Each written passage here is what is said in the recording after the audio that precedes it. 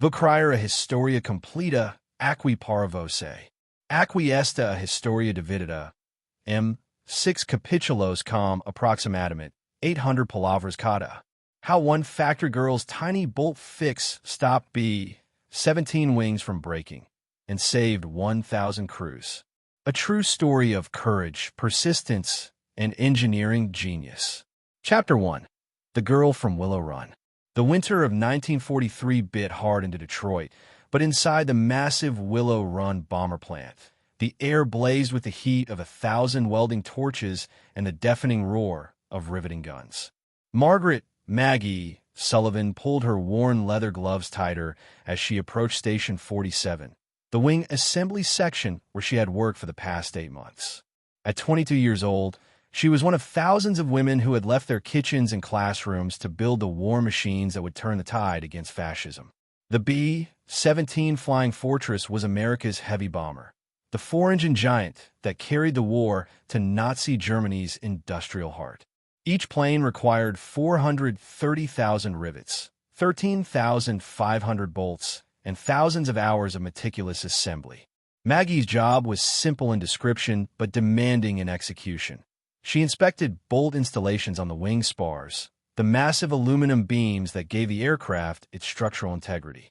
Every bolt had to be torqued to exact specifications, every lock washer properly seated, every cotter pin perfectly split. Her supervisor, Frank Morrison, was a gruff man in his 50s who had worked in aircraft manufacturing since the barnstorming days. He rarely smiled, but he respected precision. These bolts hold together 35 tons of airplane at 25,000 feet. He would remind his team daily. One bad bolt means 10 men don't come home. Maggie took those words to heart.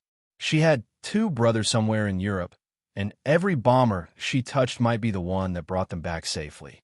The plant operated 24 hours a day, 7 days a week. Maggie worked the swing shift, 3 to 11, which meant she started her day helping her mother care for her younger siblings and ended it walking home through darkened streets, listening to the distant howl of air raid sirens during practice drills. Sleep was scarce, but purpose was abundant. Every woman in that plant knew they were fighting the war from the home front, and they wore their fatigue like a badge of honor. On a particularly cold evening in February, as Maggie prepared to clock out, word rippled through the plant like electricity through a wire. Another B-17 had gone down during a training mission over Arizona. Structural failure. The right wing had separated from the fuselage at 18,000 feet. 10 crew members lost. This was the 3rd such failure in as many weeks, and though the official word was under investigation, the whispers on the factory floor were darker. Sabotage, metal fatigue, design flaw. No one knew for certain, and uncertainty bred fear. Maggie pulled her coat tight against the February wind as she walked to the bus stop that night. The headline screamed from every newsstand. Mystery crashes plague B-17 fleet. The Army Air Forces had temporarily grounded portions of their bomber fleet pending investigation. Production quotas at Willow Run had been cut by 30%, while engineers from Boeing and Wright Field descended on the facility like a swarm of very serious locusts. At home, Maggie's mother was waiting up, her face tight with worry. A telegram had arrived that afternoon. Her brother James was missing in action over Germany. His B-17 had been hit by flak and last seen descending through clouds with one engine on fire. Missing didn't mean dead, but it didn't promise hope either. Maggie held her mother while she wept, feeling the weight of every bolt she had ever inspected pressing down on her shoulders like the sky itself. That night, Maggie couldn't sleep. She kept seeing the wing spars in her mind, the rows of bolts marching along the aluminum beams like soldiers in formation. Something nagged at her, a splinter of thought she couldn't quite grasp. She had inspected thousands of those installations, and something about them whispered wrongness in a language she hadn't yet learned to speak. The pattern in the chaos. Morning came too soon. Maggie arrived at Willow Run an hour early, her eyes ringed with sleeplessness but bright with determination. She found Frank Morrison in his cramped office, surrounded by engineering drawings and accident reports that the Army had finally shared with senior plant personnel. "I need to see the failure analysis," Maggie said without preamble. Frank looked up, surprised. Maggie, that's classified information. Engineers only. Frank, my brother's missing. His plane went down. If there's something wrong with these birds, I need to know what it is. The older man studied her for a long moment, then sighed and pushed a folder across his desk. You didn't get this from me. And if anyone asks, you were never here. The reports were technical, filled with terms Maggie barely understood. Stress concentration, fatigue failure, metallurgical analysis. But one detail jumped out at her across all three accidents. The wing failures had initiated at the main spar attachment points, specifically at the bolt holes where the wing connected to the center section. The metal around those holes had shown signs of cracking that progressed until catastrophic failure occurred.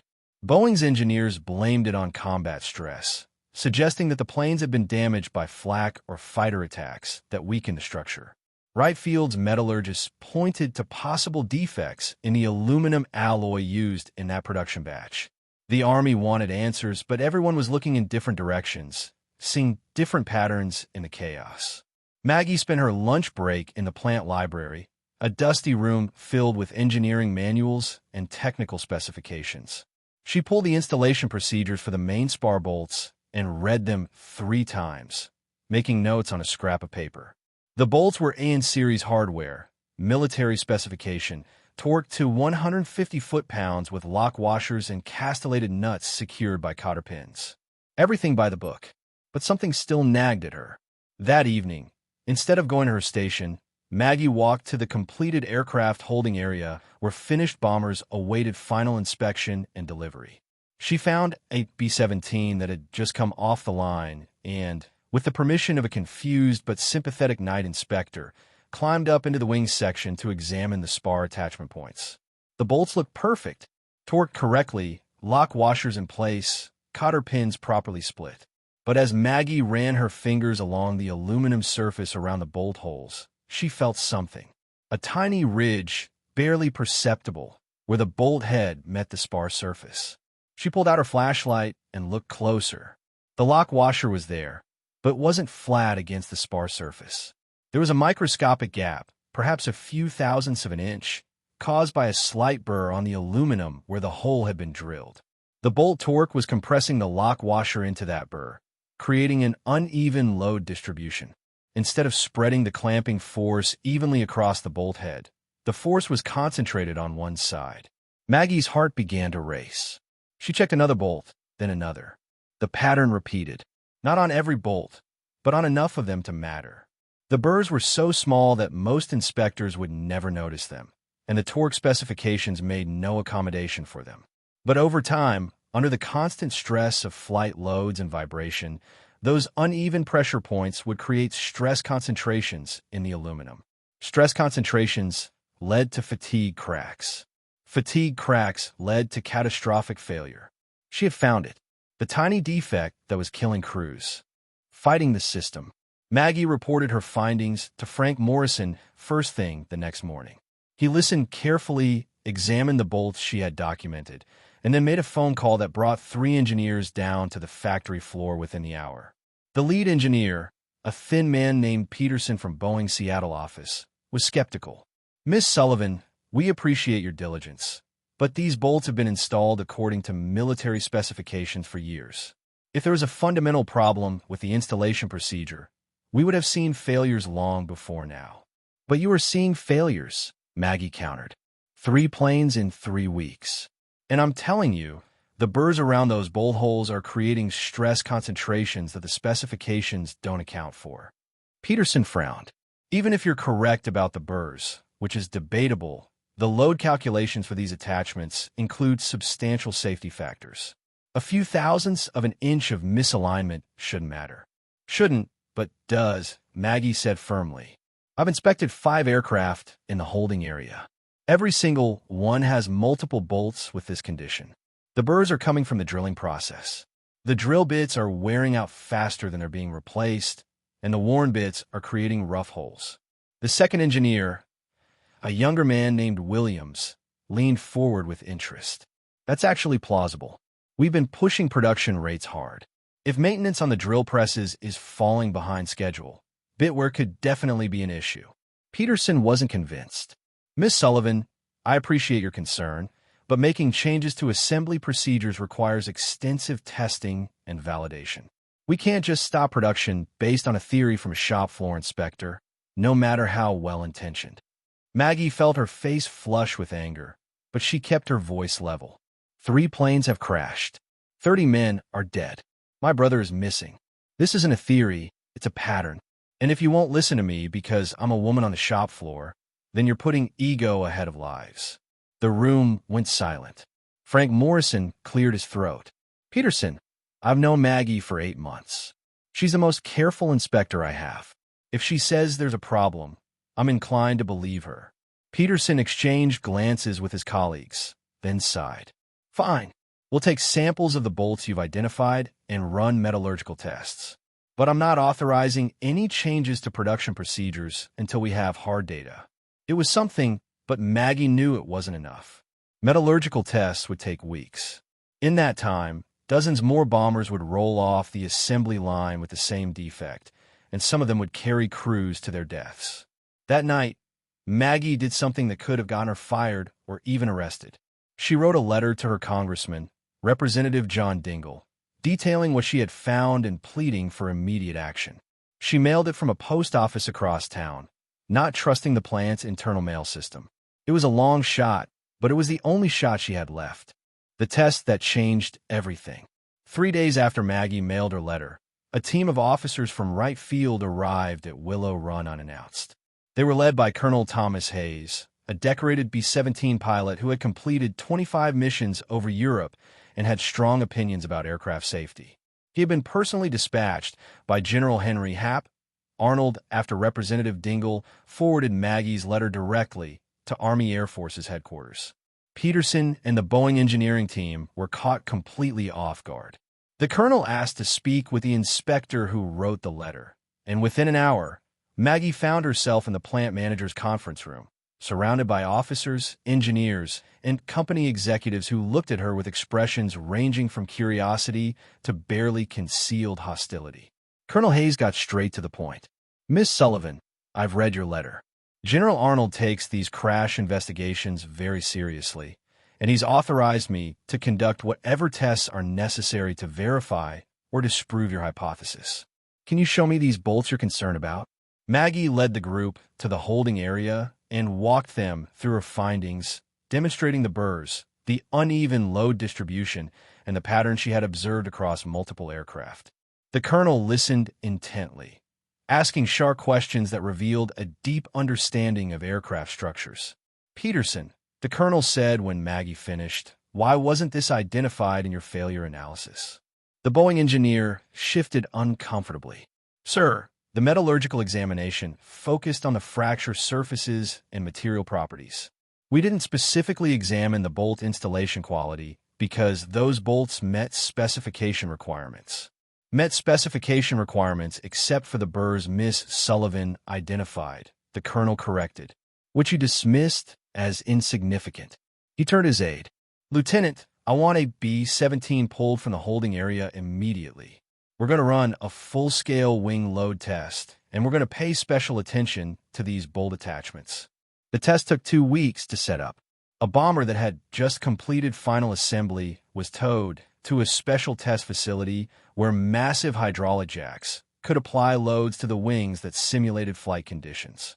Strain gauges were attached to the main spar attachment points, and high-speed cameras were positioned to record any failure progression. Maggie was allowed to observe, standing in a glassed-in observation room with the engineers and officers. As the hydraulic jacks began applying load to the wings, everyone watched the strain gauge readouts with intense concentration. At first, everything looked normal. The structure flexed exactly as the calculations predicted. But as the load increased to simulate the stresses of high-altitude formation flying with a full bomb load, something changed. The strain gauges at several of the main spar attachment points began showing readings that were significantly higher than the theoretical predictions. The stress wasn't distributing evenly across the bolt pattern. It was concentrating at specific points, exactly where Maggie had predicted. The test continued for hours, cycling the loads up and down to simulate repeated flight operations. After 40 cycles, equivalent to about 6 weeks of combat missions, a crack appeared.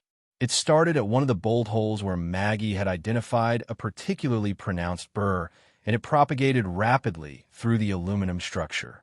The room erupted in controlled chaos. Engineers rushed to document the failure.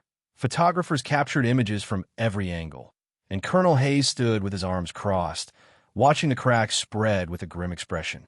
"Peterson," he said quietly, "I believe Miss Sullivan has just saved the Army Air Forces from a catastrophe. How many aircraft have been delivered with this condition?" Peterson's face had gone pale.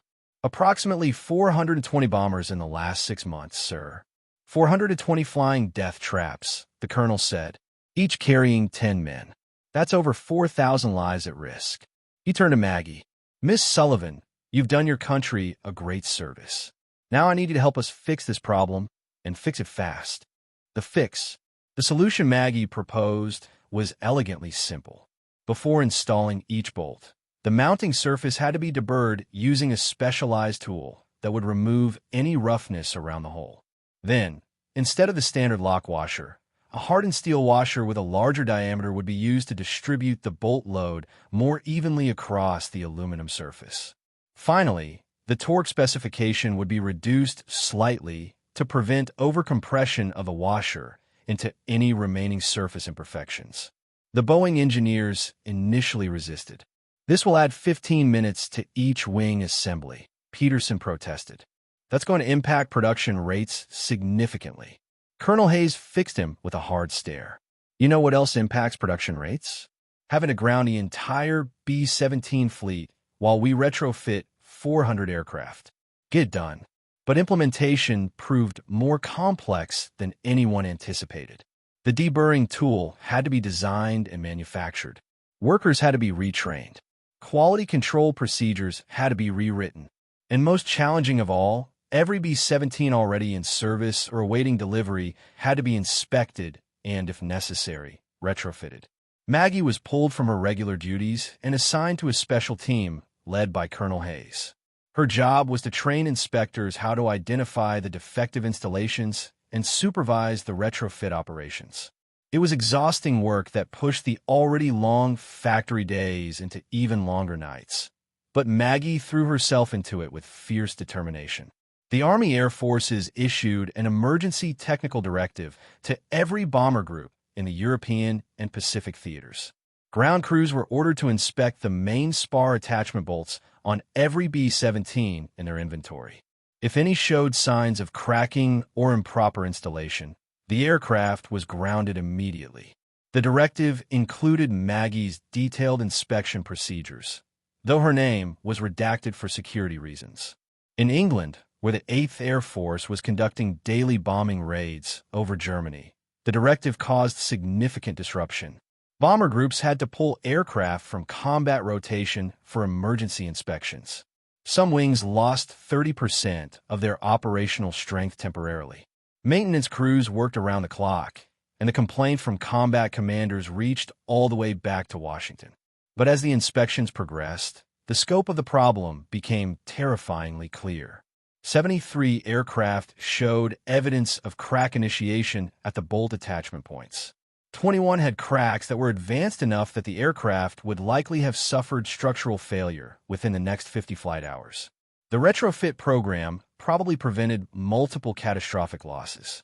Back at Willow Run, Maggie supervised the modification of the assembly line procedures. New drill bits were issued more frequently. Inspection stations were added specifically to check for burrs. The larger washers became standard installation practice. Production rates did slow down temporarily, but as workers became proficient with the new procedures, efficiency recovered. 3 months after Maggie first identified the problem, the last of the 420 suspect aircraft had been inspected and, where necessary, modified. The Army Air Forces lifted the flight restrictions, and the B-17s returned to full combat operations. In the months that followed, not a single bomber was lost to wing structural failure. Colonel Hayes returned to Willow Run in June to personally thank Maggie and present her with a commendation. It wasn't a public ceremony. The details of what she had discovered remained classified, but Frank Morrison made sure every worker in the wing assembly section knew what she had done. "You saved lives, Maggie," the colonel told her. "We can't say exactly how many, but my best estimate is somewhere around 1,000 crew members who would have died in structural failures. That's a debt that can never be repaid, but I want you to know that it's recognized at the highest levels of command." Maggie thought about her brother James, still missing and presumed dead. She thought about all the families who would receive telegrams they never had to receive, thanks to a tiny bolt fix that most people would never even notice. She thought about the women on the factory floor who were fighting this war with wrenches and inspection gauges instead of rifles and grenades. "I just did my job, sir," she said quietly. Legacy. The war ended in August 1945. The massive bomber plants that had churned out B-17s at unprecedented rates began shutting down production lines. Willow Run, which at its peak had produced one bomber every hour, fell silent. The women who had built America's air armada found themselves facing a different kind of battle. The fight to maintain their place in a peacetime economy that expected them to return to traditional roles. Maggie Sullivan stayed in manufacturing. She used the experience she had gained at Willow Run to secure a position with Ford Motor Company, where she worked in quality control for automotive components. It wasn't glamorous work, and she often faced skepticism from male colleagues who questioned whether a woman belonged in an engineering-adjacent field, but she persevered. The war had taught her that expertise and determination mattered more than gender, even if the world was slow to recognize that truth. The bolt modification she pioneered became standard practice in aircraft manufacturing. Boeing incorporated her deburring and washer requirements into their engineering specifications for all subsequent aircraft designs. The military adopted similar inspection protocols across all aviation maintenance operations. Tens of thousands of aircraft were built more safely because of her insight, though her name never appeared in the official documentation. For decades, Maggie's contribution remained classified. The Army Air Forces, and later the United States Air Force, didn't want potential enemies to know about the structural vulnerability that had existed in the B-17 fleet. The full story was buried in archives, accessible only to those with appropriate security clearances. Maggie herself rarely spoke about what she had done, partly because of the classification restrictions, and partly because she believed, genuinely, that she had simply been doing her job. It wasn't until 1993, nearly 50 years after the events, that the story began to emerge. A military historian researching B-17 accident reports stumbled across references to the bolt modification program and the mysterious factory inspector, M. Sullivan, whose letter to Congress had triggered the investigation. The historian tracked Maggie down to a retirement home in Dearborn, Michigan, where she was living quietly at the age of 72. The interview that followed became the basis for a documentary and, eventually, a small book that told the story of how one woman's attention to detail and refusal to be dismissed had prevented a catastrophe. Maggie appeared on television, spoke at engineering conferences, and was honored by professional societies that recognized her contribution to aircraft safety. But perhaps the most meaningful recognition came from an unexpected source. In 1995, a reunion of 8th Air Force veterans was held in Colorado Springs. The organizers, having learned Maggie's story, invited her to attend as an honored guest. She almost declined. She was 74 years old, and travel was difficult, but her daughter convinced her to go. What happened at that reunion would stay with Maggie for the rest of her life. When she was introduced to the assembled veterans, men who had flown B-17s over Europe in the darkest days of the war, they gave her a standing ovation that lasted 5 minutes. These were men who had faced flak and fighters, who had watched friends die and carried on anyway, and they stood to honor a factory worker who had probably saved their lives with a bolt inspection. One veteran, a former pilot named Robert Mitchell, approached her after the ceremony.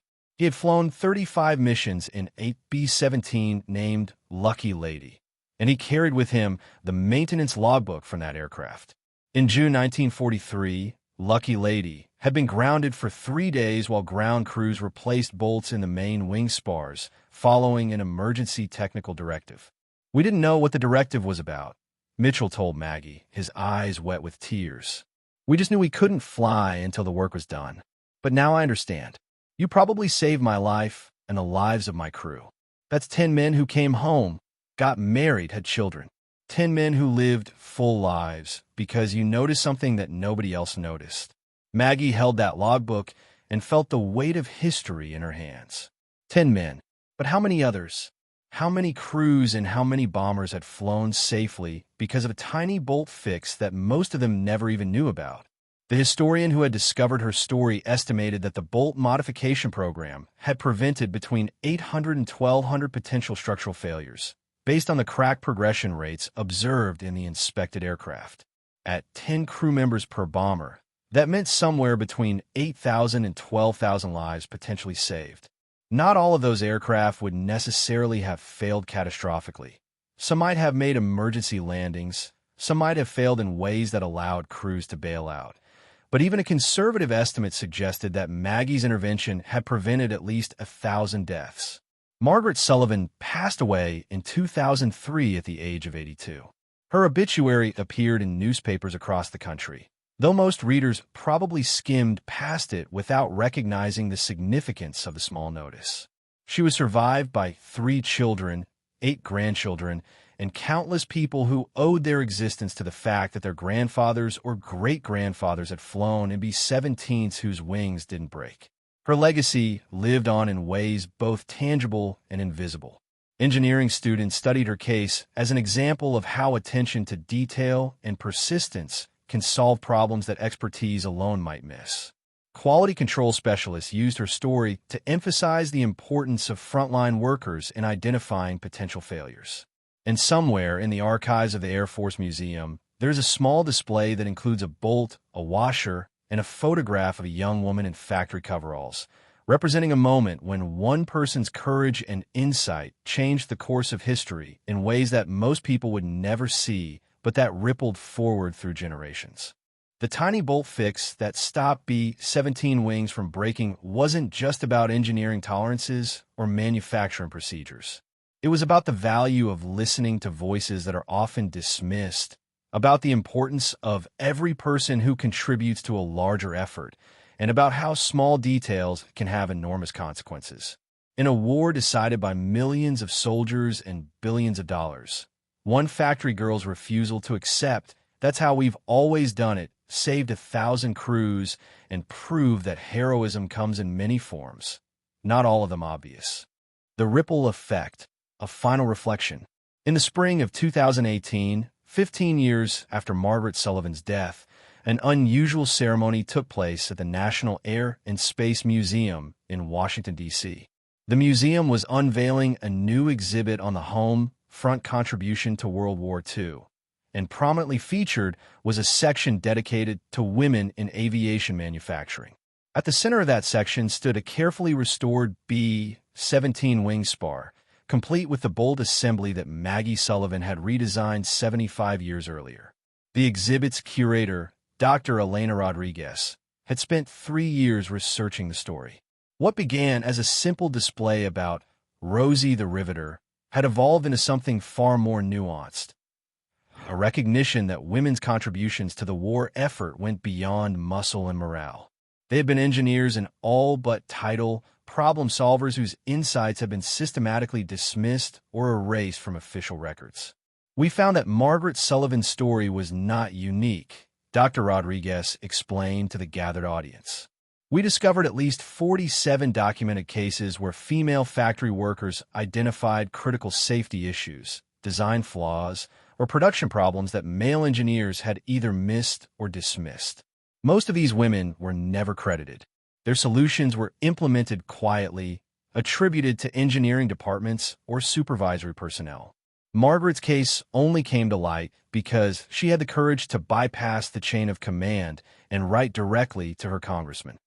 Among the attendees at the exhibit opening was James Sullivan Jr., Maggie's nephew and the son of her brother James, who had been shot down over Germany in 1943. James Sullivan Sr. had survived. He spent the remainder of the war in a POW camp and returned home in 1945, but the family had lived through months of uncertainty, not knowing his fate. James Jr., now 76 years old, had brought with him a box of his aunt's personal effects, including her original inspector's badge from Willow Run, her handwritten notes about the bolt defect, and a worn photograph of her standing beside a completed B-17. Aunt Maggie never wanted recognition, James Jr. told the museum visitors. She used to say that she was just one of thousands doing their part. But I think that humility, while admirable, obscured an important truth. Not all contributions are equal. Some people see what others miss. Some people have the courage to speak up when it would be easier to stay silent. And some people change the course of history with what seems like a tiny observation. The museum exhibit sparked renewed interest in Maggie's story. A graduate student at MIT wrote her doctoral dissertation on the statistical analysis of B-17 structural failures, confirming that the crash rate from wing separation dropped to nearly zero after Maggie's modification was implemented. A playwright in Chicago produced a one-woman show about Maggie's life that toured to critical acclaim. And perhaps most significantly, the Society of Women Engineers established the Margaret Sullivan Award for Manufacturing Excellence, given annually to a woman in manufacturing who demonstrates exceptional problem-solving and quality improvement. But the deeper questions raised by Maggie's story extended far beyond aviation history. In an era increasingly focused on diversity, equity, and inclusion in technical fields, her experience became a case study in what happens when organizations fail to listen to diverse voices. How many other Margaret Sullivans have been dismissed? How many critical insights have been lost because the person offering them didn't fit the expected profile of an expert? Dr. Patricia Chong, an organizational psychologist at Stanford University, used Maggie's story in her research on decision-making in high-stakes environments. The Willow Run case is a perfect example of what we call expertise bias, she explained in a 2019 paper. The Boeing engineers assumed that their formal education and experience made them uniquely qualified to identify problems. They literally could not hear Margaret Sullivan's insight because it came from someone they had categorized as just a shop floor worker. This kind of bias doesn't just harm individuals, it kills people. The military took note. In 2020, the Air Force updated its safety reporting procedures to explicitly encourage input from all personnel regardless of rank or position. The new protocols cited the Margaret Sullivan case as a cautionary tale about the dangers of dismissing concerns from frontline workers. Similar changes rippled through civilian aviation, automotive manufacturing, and other industries where safety depended on attention to detail at every level of production. Yet perhaps the most profound impact of Maggie's story was its effect on the women who heard it. In workshops and classrooms, in engineering firms and factory floors, young women learned about the inspector who trusted her own judgment even when experts told her she was wrong. They learned that technical expertise could be gained through careful observation and hands-on experience, not just formal education. They learned that persistence in the face of dismissal was not stubbornness but courage. Sarah Chun, who became the first female chief engineer at Boeing in 2022, credited Maggie's story as part of her inspiration. When I was the only woman in most of my engineering classes, when I was told that maybe I should consider a different career path, when my ideas were ignored in meetings until a male colleague repeated them, I thought about Margaret Sullivan. Chun said, she didn't have the credentials. She didn't have the institutional power. She just had the truth, and she refused to let it be buried. That's the kind of engineer I wanted to be. The technical legacy of Maggie's work also endured in unexpected ways. The deburring and washer installation procedures she pioneered became standard practice, not just in aviation, but in any application where bolt installation critical to structural integrity. Bridge construction, pressure vessel manufacturing, spacecraft assembly, all incorporated variations of the inspection and installation protocols that Maggie had developed in that Detroit factory in 1943. When SpaceX was designing the attachment points for the Crew Dragon capsule in 2019, One of the engineers happened to read about the B-17 bolt failure case during research on historical structural failures. The team implemented enhanced inspection procedures for their bolt installations, directly inspired by Maggie's methods. We're literally using quality control practices that were developed by a 22-year-old factory worker in World War II, the engineer noted. That's how good her insight was. But beyond the technical specifications and institutional changes, beyond the awards and recognition, Maggie Sullivan's story resonated because it was fundamentally human. It was about someone who cared enough to look closely, to think critically, and to act bravely. It was about the profound impact that one person could have when they refused to accept that things had to be the way they had always been. In her final interview before her death, conducted by a local newspaper reporter on her 80th birthday, Maggie was asked what she wanted people to remember about her story. She thought for a long moment before answering. "I want people to know that expertise isn't just about degrees or titles," she said. "It's about paying attention. It's about caring enough to see what's really there, not just what you expect to see." Every person who touches a product, who works on a machine, who interacts with a system, they have knowledge that matters. The question is whether we're wise enough to listen. She paused, her eyes distant, perhaps seeing again that factory floor in 1943, the rows of bombers taking shape under harsh lights, the faces of the women who worked beside her. "And I want people to know that small things matter," she continued. "A burr around a bolt hole seems like nothing. A few thousandths of an inch of misalignment. Tiny, insignificant, but tiny defect can have huge consequences. In manufacturing, in medicine, in how we treat each other, the details matter. The small kindnesses, the careful attention, the willingness to do something right even when no one's watching. That's where the real work of civilization happens." The reporter asked if she considered herself a hero. Maggie laughed, that same laugh that had carried her through long factory shifts and longer years of unrecognized contribution. "No," she said. "I was just someone who noticed something and said something." The heroes were the men who flew those planes, who faced death every day to fight for something bigger than themselves. I just helped make sure the planes held together. That's not heroism. That's just paying attention. But history has a way of reassigning labels. Today, Margaret Sullivan is remembered as exactly what she claimed not to be, a hero. Not the kind with medals and parades, but the kind whose courage manifested in careful observation, persistent questioning, and a refusal to accept that her voice didn't matter simply because others thought it shouldn't. The tiny bolt fix stopped B-17 wings from breaking and saved 1,000 crews. But the larger fix, the recognition that valuable insight can come from anyone, that safety depends on listening to all voices, that small details matter enormously, that fix is still being implemented, one industry and one generation at a time. And in that ongoing work, Margaret Sullivan's legacy continues to save lives in ways she never imagined and will never know. The girl from Willow Run taught us all to pay attention. 75 years later, we're still learning that lesson.